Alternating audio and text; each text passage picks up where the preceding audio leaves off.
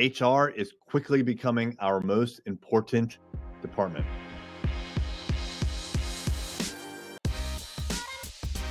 What's happening? It is Erik J. Olson. We have a couple departments here at Array Digital, starting with executive and administrative. That's basically me and a few other people who take care of things like the books and whatnot. But as part of that, inside of executive and administrative, we have the human resources department. Now, before I jump into that, other departments, SEO. So our search engine optimization department, if you will. The web team, we've got 4 people there. That's definitely a department.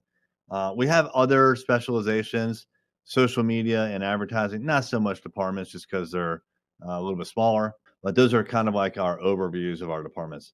Within the executive and administrative, we have Katya, who is our human resources manager. So she is HR and accounting manager. But she has someone that works for her, Marsha, who takes care of the books and is quickly becoming kind of like the finance person, the day-to-day finance person for sure, which frees up Katya for human resources. And I knew this was coming, but I didn't understand the accuracy, I guess, of the prediction. I knew probably about 2 years ago that human resources was going to become a very big and significant part of the company. The reason I first started to have an inclination is because at the time, maybe like 4 or 5 years ago, for a year or two, I was listening to Gary Vaynerchuk, quite a bit, and he has a chief heart officer at his company, which is a cute name or title for human resources.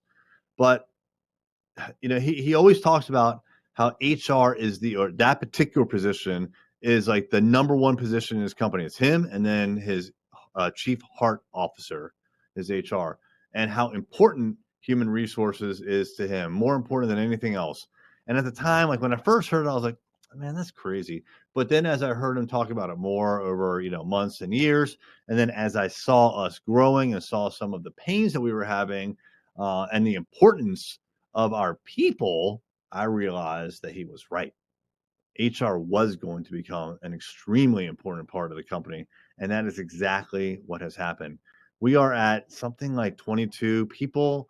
I believe it's 19 full-time and 3 part-time people. Some of the part-time people are like full-time, but they're technically contractors. And that's a lot of people to manage. It's becoming a lot harder for us to basically keep a really strong relationship with everybody. It requires a lot of extra work now. Whereas before, when the team was like 4 or 5 or even up to 10 of us, especially when we're all in this office, it was really simple. But now we got people spread out all over the country. We've got some people, at least one person who works pretty much full time for us in the Philippines, and it's difficult. It's difficult. And, honestly, like it or not, people come and go, right? We hire a lot of new people. Sometimes they don't work out. Someone's got to go. And so that's a lot of HR work. Every time we do some sort of a swap with a person, either in or out, we've got to give them access to systems, remove access to systems. We need to get them hardware, get the hardware back, severance packages. It goes on and on and on. There's a tremendous amount of work here in my line of business when it comes to human resources. And, business people say the cliche all the time that people are our most valuable asset. It sounds like BS, but it's true. I mean, it's just straight up true. Unless you're running like a server farm or something like that, then yeah, it's people. You need really good people, which means you need a very strong HR department.